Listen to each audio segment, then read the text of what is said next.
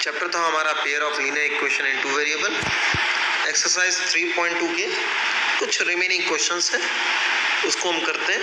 वो एक अलग कॉन्सेप्ट है।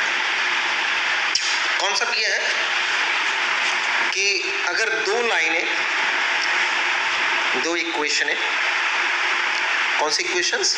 Linear equations having two variable a1x plus b1y plus c1. Consider this one is your first equation and the second equation a2x plus b2y plus c2 equal to 0. Second equation. इन दोनों ही equation का मान लीजिए कि आप graph draw करते हैं, ठीक है। तो उसे ग्राफ ड्रॉ करने में तीन फीचर सामने आ सकते हैं, ठीक है। हम बारी बारी से तीनों फीचर्स की स्टडी करते हैं। जैसे फर्स्ट फीचर की स्टडी करते हैं। आपने मान लीजिए कि लाइन ड्रॉ की, एक इक्वेशन 1 की ये लाइन बनी और इक्वेशन 2 के ये इक्वेशन फॉर्म हो गई, ठीक है। दोनों लाइनें एक पॉइंट पे इंटरसेक्ट करती हुई दिखाई दे रही हैं। तो इस टाइप की इक्वेशन का एक सॉल्यूशन होता है, एक ही सॉल्यूशन होता है। उसे हम कहते हैं कंसिस्टेंट सॉल्यूशन, या आप उसे कह सकते हैं यूनिक सॉल्यूशन, ठीक है। तो ये आप इक्वेशन देख के ही बता सकते हैं। कैसे? जैसे आपके पास इक्वेशन थी a1x plus b1y plus c1 equal to 0, a2x plus b2y plus c2 equal to 0। तो अगर a1 upon a2 is not equal to b1 upon b2, तो ये जब भी कंडीशन होगी, you can say that the system of equation has unique solution, या आप इसे कंसिस्टेंट सॉल्यूशन भी कह सकते हैं, ठीक है। और इन दोनों लाइन को अगर आप ग्राफ पे ड्रॉ करेंगे तो लाइनें आपस में इंटरसेक्ट करेंगी सिंगल पॉइंट पे। चलते हैं सेकंड इक्वेशन पे, सेकंड कंडीशन पे। सेकंड कंडीशन ये हो सकती है कि आप दो लाइनों को ड्रॉ कर रहे हैं। पहली लाइन इक्वेशन 1 की ये ड्रॉ हुई और इसी के पैरेलल में इक्वेशन 2 भी ड्रॉ हो गई। तो आप देख रहे हैं कि दोनों लाइनें जो आपने ड्रॉ की वो दोनों ही पैरेलल हैं आपके पास, ठीक है। तो इसमें मान लीजिए कि आपके पास इक्वेशन है a1x plus b1y plus c1 equal to 0, दूसरी इक्वेशन है a2x plus b2y plus c2 equal to 0 आपके पास, ठीक है। और इस कंडीशन में क्या होगा, आप देखेंगे कि a1 अपॉन a2 इक्वल होगा b1 अपॉन b2 के, बट बराबर नहीं होगा वो c1 अपॉन c2 के। इस टाइप का कभी भी सॉल्यूशन होगा तो उसे आप कहेंगे इनकंसिस्टेंट सॉल्यूशन, या आप उसे कहेंगे नो सॉल्यूशन, क्योंकि लाइंस आपस में इंटरसेक्ट ही नहीं की, इसलिए कोई सॉल्यूशन फॉर्म नहीं होगा इस केस में, ठीक है। तो इसको रिप्रेजेंट कर सकते हैं, आप कह सकते हैं कि इस इक्वेशन का a1 अपॉन a2 इक्वल नहीं है, इक्वल है b1 बाई b2 के, बट वो c1 बाई c2 के इक्वल नहीं होगा, ठीक है। और जो इक्वेशंस हैं वो ग्राफ पे पैरेलल लाइन फॉर्मेशन करेंगे। क्लियर? चलते हैं नेक्स्ट कंडीशन पे, थर्ड एंड लास्ट कंडीशन। आपने एक लाइन, ये पहली इक्वेशन बनी है आपके पास, अब आपको दूसरी लाइन की इक्वेशन ड्रॉ करनी थी, तो वो भी आपकी इसी के पर ही ड्रॉ हो गई। इक्वेशन 2 उसी लाइन पे ड्रॉ हो गई, ठीक है। दोनों लाइनें कोइंसिडेंट हो गई। कोइंसिडेंट का मतलब एक के ऊपर एक हो गई, ठीक है। तो अगर आपके पास ये इक्वेशन है a1x plus b1y plus c1 equal to 0 and a2x plus b2y plus c2 equal to 0, तो इसमें कंडीशन होगी कि a1 अपॉन a2 इक्वल होगा b1 अपॉन b2 के, इक्वल होगा c1 बाई c2 के। इसमें तीनों ही आपस में इक्वल होगा और हम कहेंगे इसको इनफाइनाइट सॉल्यूशन, ठीक है, या हम इसको नाम देंगे मेनी सॉल्यूशंस, ठीक है। अब चलते हैं हम लोग एक्सरसाइज में हम देखते हैं सेकंड क्वेश्चन हमारा इस पे बेस्ड है। क्वेश्चन कह रहा है कि on comparing the ratio find out whether the line representing the following pair of linear equation intersecting at a point और पैरेलल और कोइंसिडेंट। ठीक है, आपके पास जो पहला क्वेश्चन है उसे मैं पहले नोट कर देता हूँ। इक्वेशन दिया है 5x - 4y + 8 = 0, 7x + 6y - 9 = 0। तो ये दो इक्वेशंस आपको दी गई हैं और आपको सिर्फ रेशियो को कंपेयर करके बताना है कि लाइन इन इक्वेशंस की क्या रिप्रेजेंट कर रही हैं। क्या वो इंटरसेक्ट करेंगी, क्या वो पैरेलल रहेंगी, कि वो कोइंसिडेंट रहेंगी। तो मेरा ये कहना है कि आप सबसे पहले अपने वेरिएबल के कोफिशिएंट्स फाइंड आउट कर लीजिए। जैसे कि ये पहली इक्वेशन है हमारे पास, तो x का कोफिशिएंट 5 है, तो कंसीडर कर लीजिए कि ये आपके पास a1 है। इसी प्रकार से y का कोफिशिएंट हो जाएगा b1 जो कि है -4, साइन के साथ लेंगे।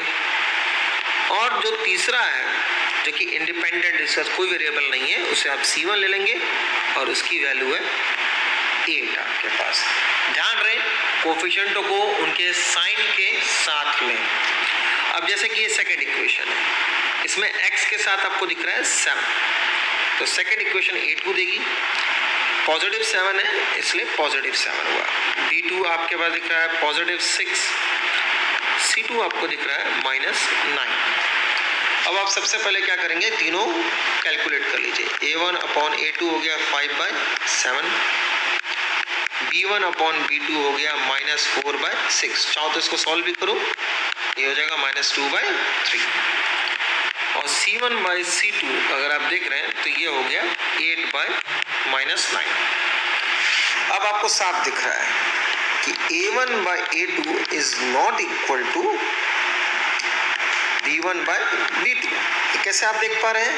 ये देख पा रहे हैं इसलिए क्योंकि 5/7 इज नॉट इक्वल टू -2/3 और ये आपस में इक्वल नहीं है। तो ये कंडीशन किसकी बिलोंग करती है? ये बिलोंग करती है यूनिक सॉल्यूशन की या कंसिस्टेंट सॉल्यूशन की। यानी कि आप कह सकते हैं कि फर्स्ट का आंसर है कि ये दोनों लाइनें यूनिक सॉल्यूशन फॉर्म करेंगी। ठीक है, यूनिक सॉल्यूशन या इनका ग्राफ जो होगा वो इंटरसेक्टिंग लाइन होगी। चलते हैं सेकंड इक्वेशन पे। क्वेश्चन नंबर 2 का सेकंड पार्ट। क्वेश्चन में दिए हैं 9x + 3y + 12 = 0, सेकंड है 18x + 6y + 24 = 0।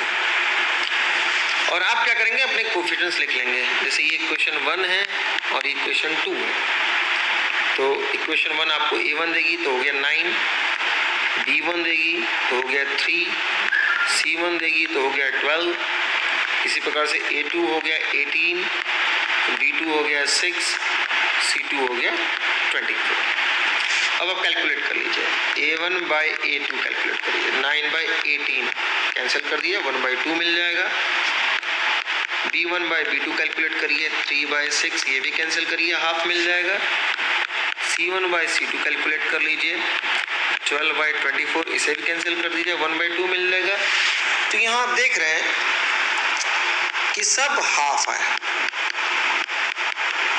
मतलब a1/a2 = b1/b2 = c1/c2।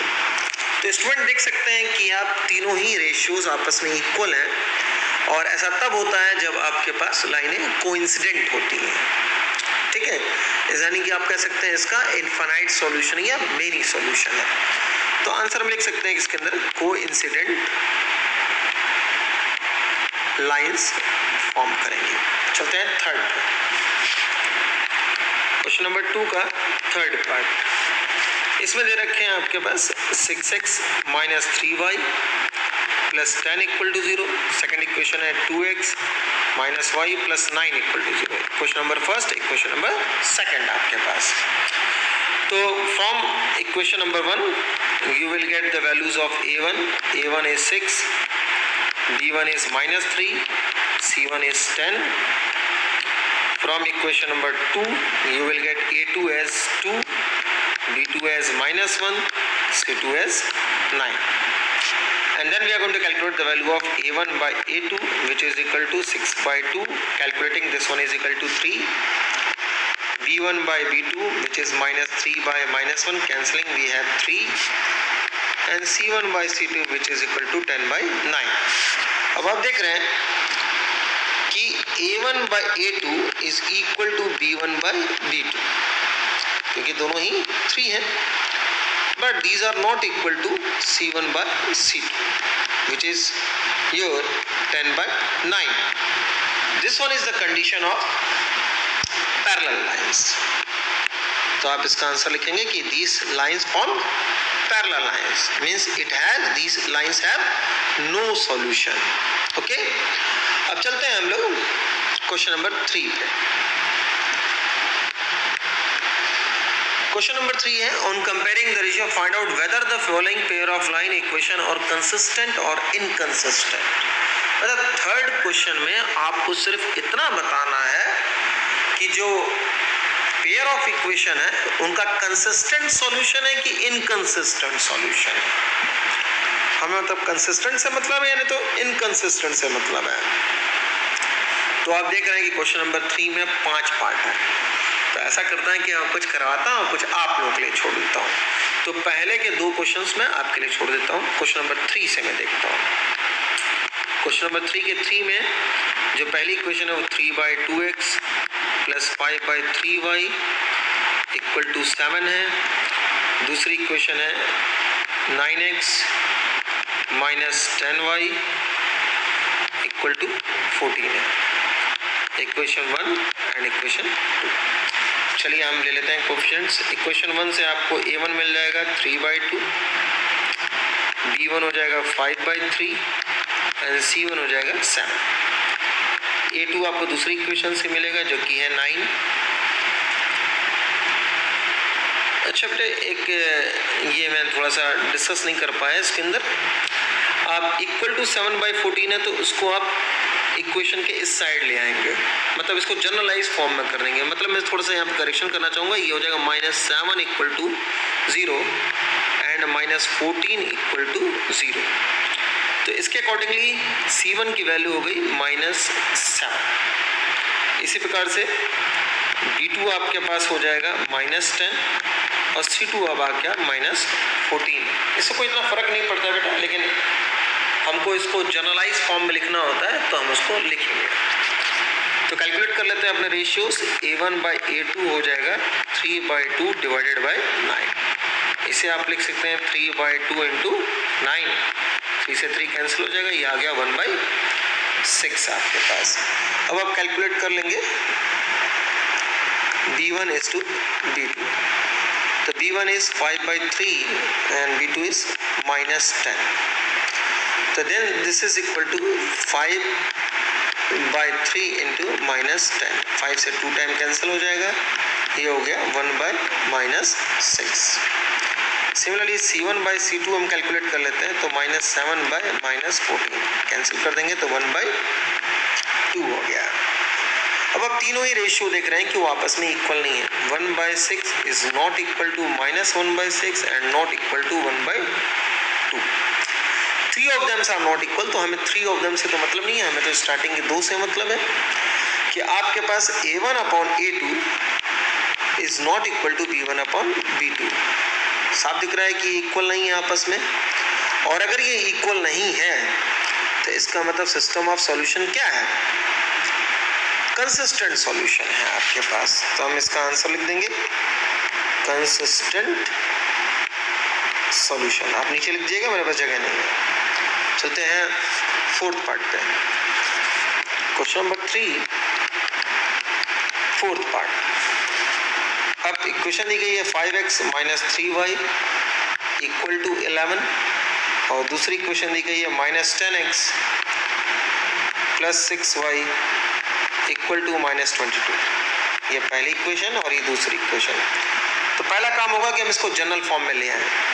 आप लिख सकते हैं इसको 5x minus 3y minus 11 equal to 0 दूसरी इक्वेशन हो जाएगी -10x plus 6y plus 22 equal to 0। अब आप अपने कोफिशिएंट कैलकुलेट कर लीजिए इस पहली इक्वेशन से। अब इसको मान लीजिए कि ये थर्ड है और ये फोर्थ इक्वेशन है क्योंकि चेंज हो गई है।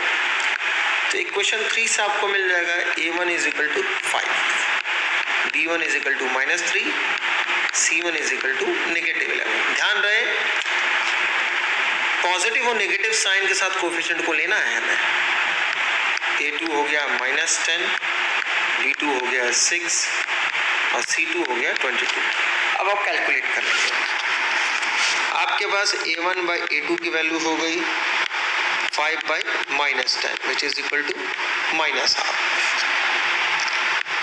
b1 बाई b2 हम निकाल लेते हैं -3 by 6 equal to -12। c1 by c2 -11 by 22 which is equal to -12, and three of them are equal to each other. a1 upon a2 equal to b1 upon b2 equal to c1 upon c2. Each of them are equal to -12.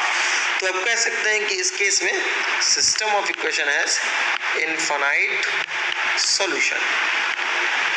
Clear है बच्चों? चलते हैं fifth part पे। Question number 3 fifth part. आपके पास दे रखा है 4/3x plus 2y equal to 8। दूसरी equation रखी है 2x plus 3y equal to 12। पहला काम होगा कि इक्वेशन नंबर 1 और 2 आप लेट कर लेंगे और इसे अपने जनरल फॉर्म में कन्वर्ट कर लेंगे।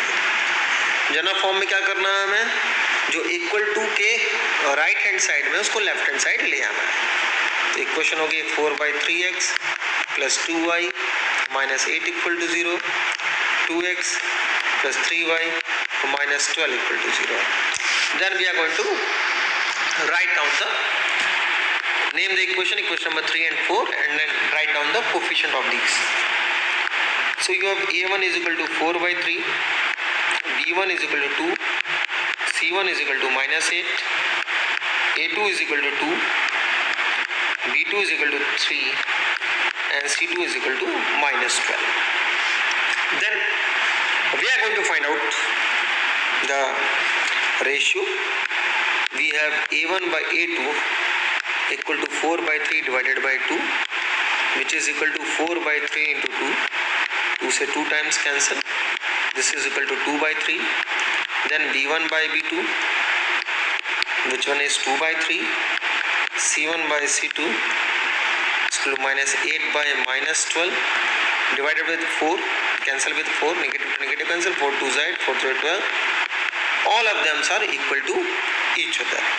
You can say that a1 upon a2, b1 upon b2, c1 upon c2, all of them equal to 2/3. And if all of them are equal, you can say that system has infinite solution. Clear to everyone?